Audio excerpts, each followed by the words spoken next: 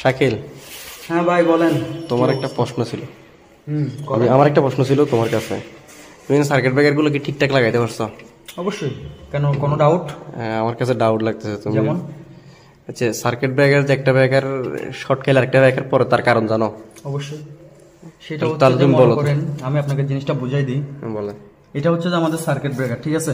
হ্যাঁ, circuit breaker. প্রথমে আমরা লাগাইছি 63 এম্পিয়ার, 63 পরে লাগাইছি 20, সিরিয়ালে 20 পর্যন্ত আমার 4টা ব্রেকার আছে। তারপর আসছে 16 পর আসছে 10।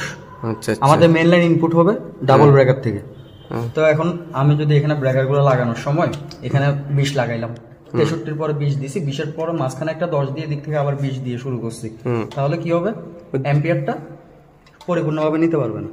ওই 20টা পরে গেলে তোমার 10টা পরে যাবে। 20টা আপনার মানে এটার মূলত এম্পিয়ার যদি একুরেট থাকে, ভালো মানের ব্রেকার হয়, ঘটনাটা হয়। দেখা যায় 20টা যদি পরে যায়, মাঝখানে যদি একটা কি থাকে, এই পাশে হেভি এই পাশে হেভি, মাঝখানে যদি কম থাকে তাহলে ওইটা পরে যাবে নিজে নিজে। আচ্ছা আচ্ছা, তো ঠিক আছে, এটা এই জন্যই মূলত করছি। আমি মনে করছি তুমি জানো না, এই জন্য এখানে ঠিক আছে লাগাইছো, তারপর জিজ্ঞেস করতেছি আর কি। এটা আমার ফেসবুকের ভাইরাও শিখতে পারবে, বিভিন্ন আমার বাড়িওয়ালারাও শিখতে পারবে। ওনারা বুঝতে পারবে যে এখানে ত্রুটিগুলি কেন হয়।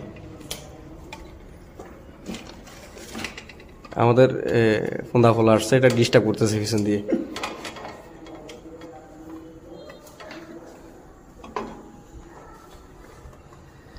লাগাও, এখানে আরো অনেক বিষয় আছে। ম্যাগনেটিক কন্ট্রাক্টের যে কানেকশনটা রাখছি এখানে এটা বলবো, এটা আমি একটা ভিডিওতে, এটা থাক এখানে, স্টপ থাকবে, এটা নিয়ে